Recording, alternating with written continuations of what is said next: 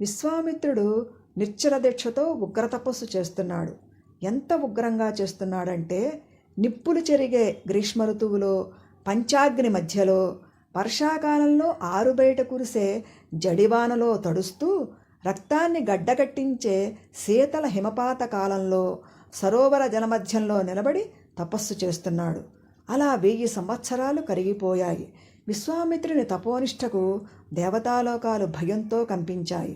అప్పుడు దేవేంద్రుడు అప్సరశిరోమణి అయిన రంభను పిలిచి, రంభ, విశ్వామిత్రుని తపస్సు భగ్నం చేయగల సామర్థ్యం నీ ఒక్కదానికి మాత్రమే ఉంది.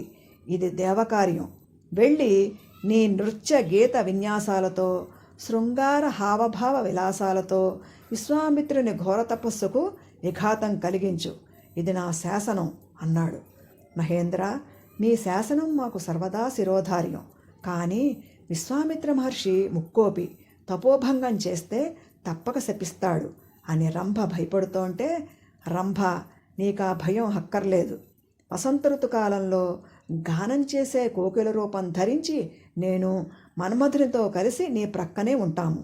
కాదనకుండా ఈ కార్యం సాధించు అని ఇంద్రుడు ధైర్యం చెప్పగా రంభ సమ్మతించి విలాసంగా ముందుకు కదిలింది.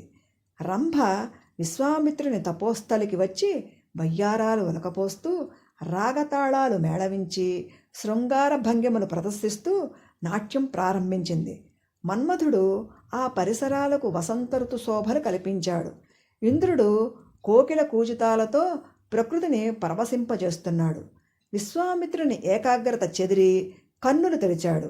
ఎదురుగా శృంగార రసాధిదేవతగా రంభ నాట్యం చేస్తోంది. పరిసరాలను గమనించాడు. కాలం కాని కాలంలో ఈ పుష్పసౌరభాలు, కోకిల గీతాలు ఏమిటి? విశ్వామిత్రుని మనస్సు శంకావృతమైంది. ఇదంతా ఇంద్రుని పన్నాగం అని గ్రహించాడు. అంతే, తీవ్ర కోపంతో, రంభ, ఆపు నీ వెకిలి శృంగార వేషాలు. జితేంద్రియుడను కావాలన్న కాంక్షతో తపస్సు చేస్తున్న నా నిష్టకు భంగం కలిగించావు కనుక 10,000 సంవత్సరాలు రాతి బండవే పడి ఉండు. తపోబల సంపన్నుడైన ఒక విప్రుడు నీకు శాప విమోచనం కలిగించగలడు అని పలుకగా రంభ శిలగా మారిపోయింది. అది చూసి ఇంద్రుడు, మన్మధుడు భయంతో పారిపోయారు. రంభను శపించిన కారణంగా తపస్సు క్షీణించిందని గ్రహించిన విశ్వామిత్రుడు పశ్చాత్తాప హృదయుడై, ఇక ఎట్టి పరిస్థితిలోనూ క్రోధాన్ని దరికి రానివ్వను, ఎవ్వరితోనూ మాట్లాడను అని నిశ్చయించుకొని తూర్పు దిక్కున ఒక పవిత్ర స్థలమును ఎంచుకొని శ్వాసను బంధించి ఆహారాన్ని పరిత్యజించి నా భూతో నా భవిష్యతి అనే విధంగా తపస్సు చేస్తున్నాడు. ఇలా 1000 సంవత్సరాల వ్రతదీక్ష గడిచిన పిమ్మట విశ్వామిత్రుడు అన్నం తినటానికి సంసిద్ధుడు కాగా ఇంద్రుడు బ్రాహ్మణ వేషం ధరించి ఆ ఆహారాన్ని అర్థించాడు. విశ్వామిత్రుడు ఆ ఆహారాన్ని బ్రాహ్మణునకు సమర్పించాడు.